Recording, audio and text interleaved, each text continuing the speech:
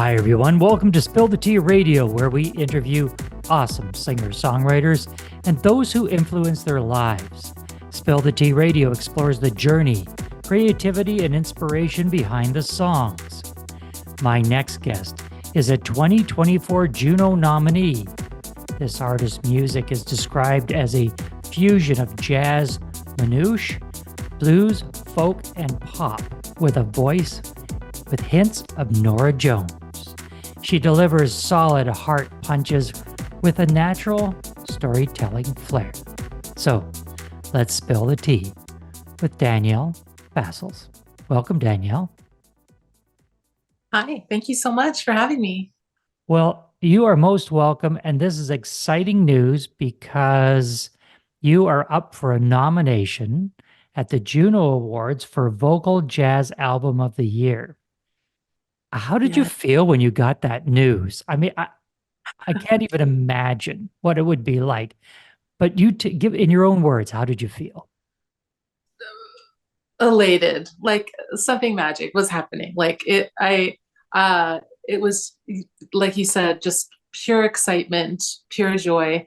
There was, I wasn't sure, like I was waiting to see the nominees and looking at the screen in the big room, and my heart was pounding. I didn't know. And there was a baby next to me just before they announced the jazz category. The baby kind of like winked. It's like, that's a sign. And then I heard my name announced. So I feel like there was this moment Wow. of serendipity that just came together. And it's just so funny because a week and a half before I was talking to my friend Tia, another jazz singer, Tia Brazda, and I'm like, should I be doing this? Am I on the right path? Like, it's hard being an independent musician and you get these waves of doubt. They don't knock you down, but they kind of put you in a funk sometimes. Mm-hmm. And so that was a week and a half before. And it was just a sort of a career validation at the moment when I needed it. I would Right. have been fine. I would have bounced back, but it came really at the right moment. How did you know that this was the right time for you to submit? You've been writing music for a number of years. You've got a number of songs that have been out there and have been published and produced.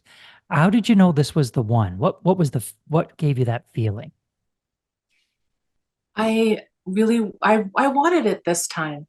So it was sort of on my vision board, that I was ready for it. And I felt this particular album felt really authentic to me. It Mm. felt like I had really kind of taken a chance and put out the music, and I produced more and arranged it, and I had more.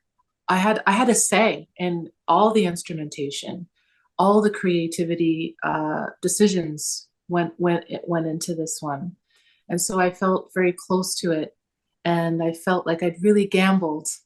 Um, and I loved it. Like I was so proud of the outcome and what everybody that contributed was able to help me create. And I felt like this was the one.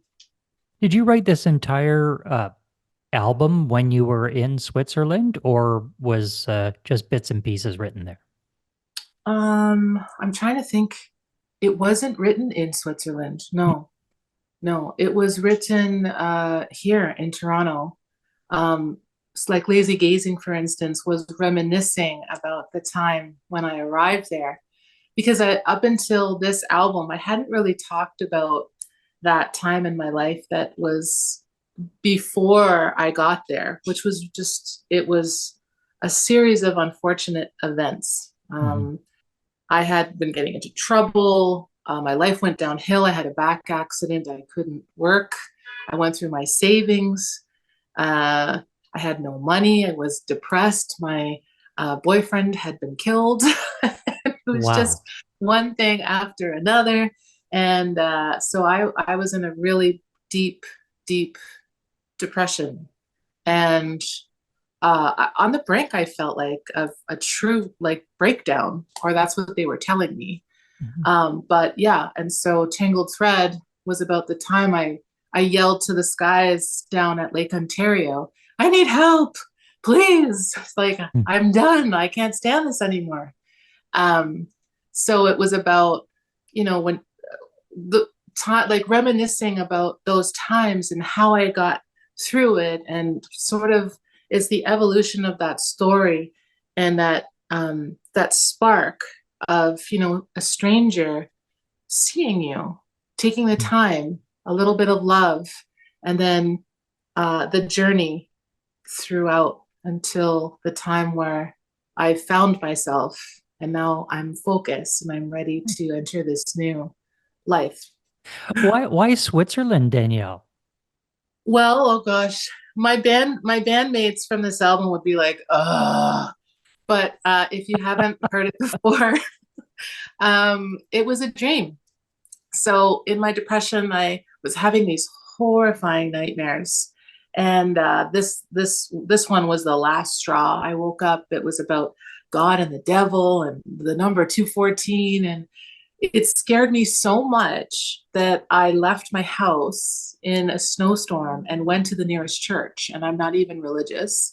And I just went and I broke up this party. They were sipping on martinis.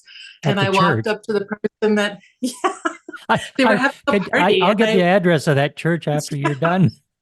yeah, the pastor was drinking a martini, and I didn't have any shoes on. So when he saw me come up to him, he thought I was a lunatic. And I probably was. And I just said, I need help. And this is what's going on. And he's like, okay. And he did. He set me up with a counselor, and she was wonderful. Her name was Jackie. I saw her every Wednesday. And after about the fourth session, she said, you know what? You should just go overseas. I think you're tapped out here. And maybe just look for a job as a nanny or something. And that was just like, psh. I went back home and I set up my CV. And 2 weeks later, I was in Lausanne. Wow. Yeah. That's that's an incredible story. When you're listening to we call it the American Songbook, and you're listening to those traditional jazz artists you mentioned, Ella Fitzgerald, who is, was the queen of scat, and then you're moving it into a more contemporary jazz style. What nuances do you change in order to make it your own and move it into that new style of jazz? Oh, wow. That's a good question.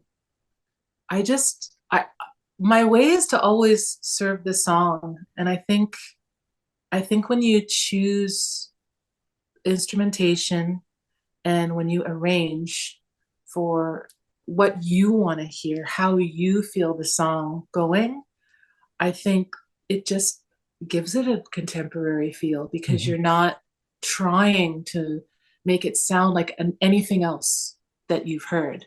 Mm. And I always feel like when I'm writing a song, uh, I want to feel like I could sing that song for the rest of my life if Mhm. somebody calls it out.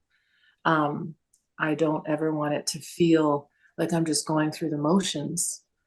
Some songwriters have said that they were a better songwriter when they were younger because they had those experiences, those younger year experiences, the love, the breakups, the heartache, is so much emotion there. You've been through some tough times yourself. Do you feel that you're a better songwriter now after those experiences than you were before you went through them? I do. I feel like I ignored that for a long time, and so I didn't touch on it. And I felt like that was sort of holding me back.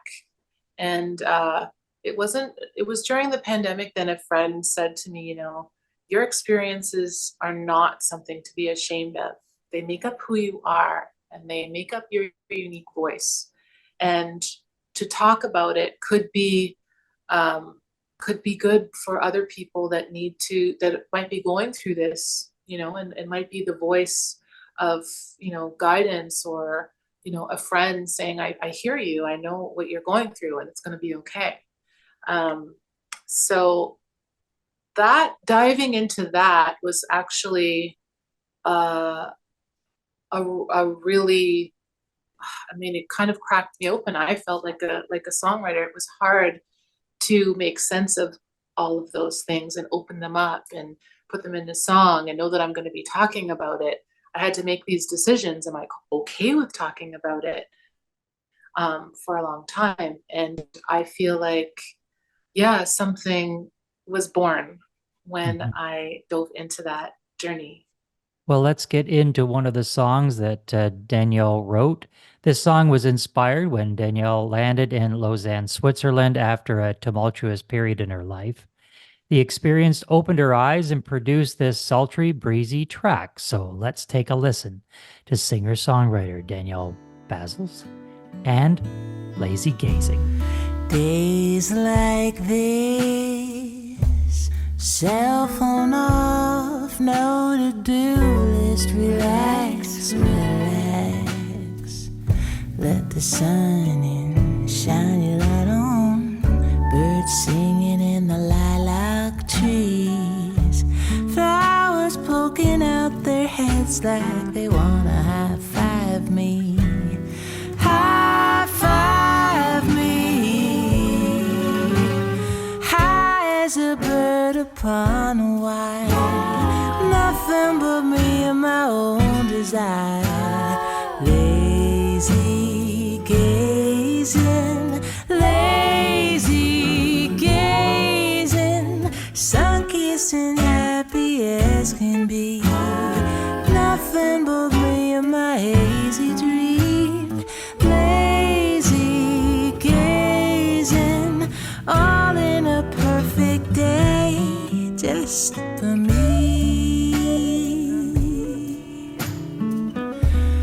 Here I breathe, and air as sweet as honeybees. Let your cares float where the clouds go, stars shining in the deep blue sea. Waves conceived by white dragon wings, they ripple over my toes. Cool water flows. High as a bird upon a wire. Nothing but me and my own desire. Lazy gazing, lazy gazing, sun-kissing, happy as can be. Nothing but me and my hazy dream. Lazy gazing, all in a perfect day, just for me.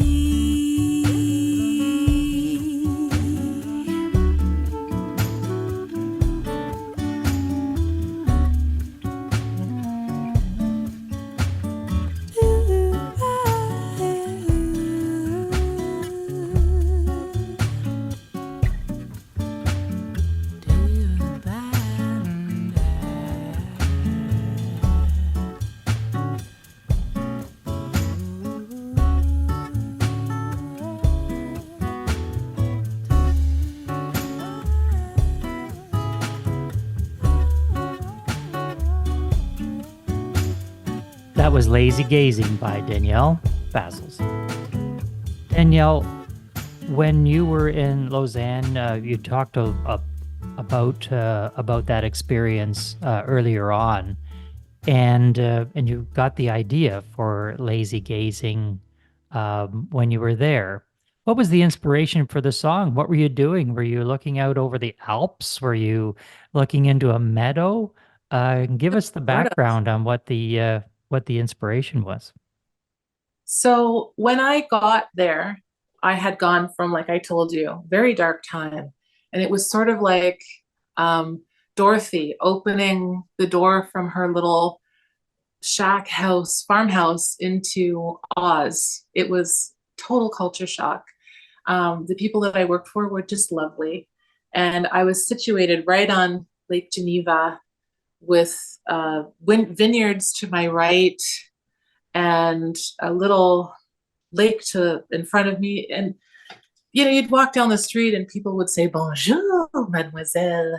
And it was just unreal and exactly what I needed. And in the mornings, I would go and pick up Osvaldo from his school, and I would have to go out the back of the house and through this sort of this laneway that went right up to the school. And in this laneway was all these gorgeous little yards with flowers just hanging out as if they were high-fiving you on your way down the street. And it was just such a lovely feeling, like a breath of fresh air, and you'd hear the bees humming between the flowers, and it was just so magical. And I just had a feeling that like I was better, like I was on the mend, that I could finally breathe. Denielle, if people want to know more about you, about your music, where you're gigging, where should they go? What's the website? What are your socials? So I am on Bandcamp, Denielle Bassels, bandcamp.ca. I'm on Spotify, YouTube, Apple. If they want to know about my shows, they can go to my website, which is deniellebassels.com. We have been in conversation with Juno nominee Denielle Bassels. Denielle, good luck tomorrow, and we look forward to talking to you in the very near future. Thank you so much for having me.